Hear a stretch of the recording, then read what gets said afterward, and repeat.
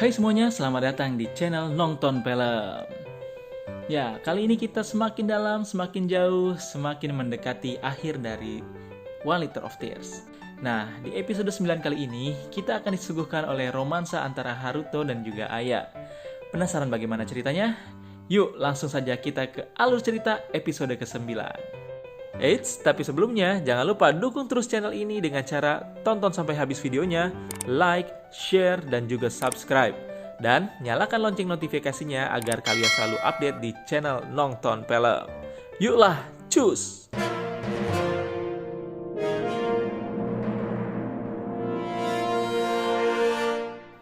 Cerita dimulai di kediaman Ikeuchi. Ibu dan bapak membelikan Aya kursi roda listrik. Ibu nampak senang karena itu akan memudahkan Aya di sekolah barunya. Namun, bapak masih khawatir akan Aya yang kesepian di asramanya. Si ibu pun menyemangati si bapak agar selalu optimis. Keesokannya di sore hari, si bapak memanggil Haruto yang tengah bersepeda pulang dari sekolahnya. Sesampainya di rumah, ternyata Haruto diundang makan malam sekaligus bantu angkat-angkat barang. Aya terlihat senang bertemu dengan Haruto. Ada adegan lucu ketika si bapak meledek Haruto yang memanggil Aya waktu itu. Dan juga memperagakan bagaimana Haruto bernyanyi ketika itu. Ikeuchi Aya! Teka, nah. Nagareru kisetsu no mannaka de. Makan malam kali ini untuk merayakan Rika yang sudah masuk SD dan untuk Aya yang besok mulai bersekolah di sekolah barunya. Rika diberikan hadiah alat mewarnai oleh bapak. Dan Aya diberikan ponsel oleh si ibu karena Aya akan jauh dari keluarganya. Di luar, Haruto juga berbincang sedikit dengan Aya dan lalu meminta nomor Aya. Keesokannya, Aya diantar oleh ibu ke sekolah barunya. Di sana, mereka diajak berkeliling oleh salah seorang guru di sana. Dan tibalah waktunya berpisah. Dengan berat si ibu berpamitan hendak pulang, dan di luar pun si ibu menangis. Aya diantarkan ke kamarnya untuk bertemu dengan teman satu ruangan. Namun ternyata kamarnya kosong. Dan akhirnya mereka bertemu di kebun belakang sekolah. Ternyata Aya satu kamar dengan Asumi yang tempo hari bertemu dengan ibu. Asumi memiliki penyakit yang sama dengan Aya, namun beberapa langkah lebih maju. Asumi menyambut Aya dengan sangat ramah. Malamnya, si bapak dengan gusar menunggu telepon dari Aya. Karena gemas melihat bapaknya, aku lalu menyuruh si bapak untuk menelponnya terlebih dahulu. Namun sayangnya, teleponnya sibuk. Si bapak pun curiga kalau Aya teleponan dengan laki-laki. Dan ternyata benar, Haruto lah yang menelpon Aya. Haruto khawatir di malam pertamanya Aya tidak ada yang menelponnya. Lalu mereka pun mengobrol dengan seru. Keesokan harinya, di kantor Dr. Mizuno, dokter menyampaikan hasil penelitiannya kepada si ibu. Dia mengatakan hasilnya sangat kurang baik. Perkembangan penyakitnya sangatlah cepat, bahkan Aya akan segera masuk ke tahap selanjutnya, yaitu tahap di mana sudah mulai susah berbicara dan susah menelan. Sehingga Aya akan sering tersedak. Dan nantinya Aya akan sering terjatuh dan itu sangat berbahaya bagi Aya. Sementara itu, di sekolah, Aya malah dimarahi oleh gurunya. Dia sudah 2 hari terlambat. Rupanya, Aya ingin berusaha berjalan sebisa mungkin. Namun, gurunya berkata bahwa Aya juga harus menyesuaikan dengan orang sekitarnya. Tetapi Aya tetap berlatih berjalan dengan kakinya selagi dia bisa. Suatu hari di perpustakaan, Haruto dan teman-temannya sedang mencari referensi untuk kegiatan klub biologinya di festival budaya nanti. Haruto melihat Ako juga di sana. Rupanya, Ako sedang belajar untuk ujian. Ako berkata dia telah berjanji kepada Aya untuk bisa masuk di SMA yang sama. Malamnya, Haruto pun menelpon Aya. Dengan sedikit basa-basi, lalu Haruto mengajak Aya untuk pergi ke akuarium kota. Saat menutup telepon, Aya nampak berseri-seri, sehingga Asumi menanyakan apakah yang barusan itu pacarnya. Tapi Aya bilang itu bukan pacarnya, dan lalu mulai menceritakan awal pertemuan mereka. Sementara itu di kediaman Aso, Papa Haruto menanyakan soal pilihannya di kuesioner penjurusan. Si Papa berpesan kepada Haruto untuk memikirkan baik-baik pilihannya, dan tidak usah terpengaruh karena orang tua ataupun saudara. Si papa mulai berbicara mengenai Aya. Haruto yang berburuk sangka pun mengira papanya akan menghalangi hubungan mereka. Namun nyatanya, si papa malah memberi nasihat kepada Haruto untuk siap secara mental jika ingin memiliki hubungan dengan Aya. karena hubungan sedarah pun akan merasa sangat lelah menjaganya. Si papa meminta Haruto untuk memikirkannya baik-baik. Sampai di saat hari libur pun tiba. Haruto menjemput ayah di sekolahnya. Di akuarium, Haruto menjelaskan banyak hal kepada ayah mengenai ikan-ikan di sana.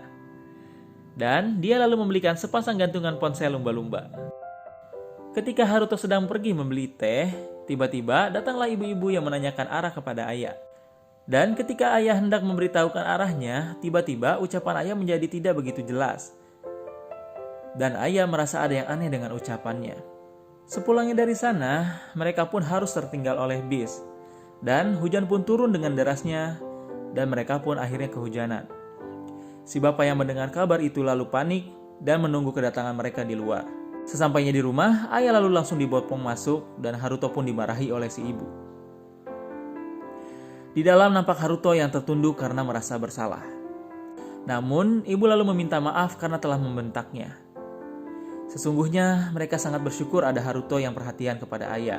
Namun di sisi lain, ayah harus lebih berhati-hati terhadap segala hal. Walaupun terlihat sehat, tubuhnya tidaklah seperti orang normal pada umumnya. Ayah yang ternyata belum tidur mendengar percakapan itu. Haruto lalu meminta maaf sekali lagi dan berjalan pulang. Di perjalanan, Haruto terngiang akan kata-kata papanya, bahwa dia harus mempersiapkan mentalnya. Tiba-tiba, Haruto mendapatkan panggilan telepon dari ayah. Ayah meminta maaf atas kejadian hari ini. Dia bilang cepat atau lambat dia tidak akan bisa bicara. Bahkan kehujanan saja bisa membuat masalah yang serumit ini. Dan kini dunia mereka sudahlah berbeda. Haruto lalu terdiam di tengah hujan. Di lain hari, ayah berkonsultasi mengenai dirinya yang mulai agak kesulitan berbicara dan mengeluarkan suara. Dr. Mizuno menyarankan agar ayah selalu melakukan rehabilitasi suara di sekolahnya.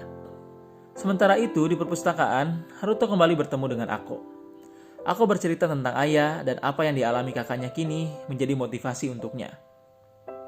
Dia mempunyai tujuan untuk memenuhi impian kakaknya yang belum terwujud, yaitu diterima di SMA Higashiko dan lulus dari sana.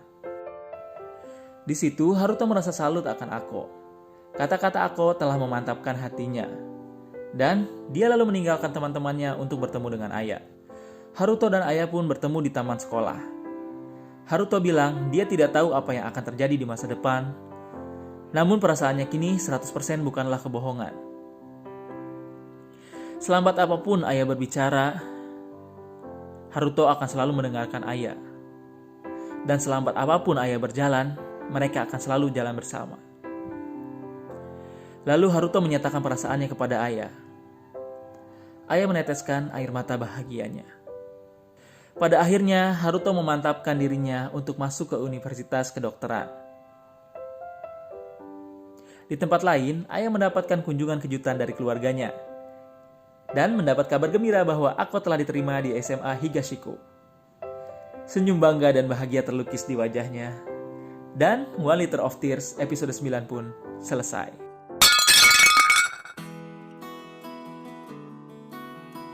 Di episode 9 kali ini, kita diperlihatkan oleh keteguhan hati dan keikhlasan dan kesucian cinta. Lebay.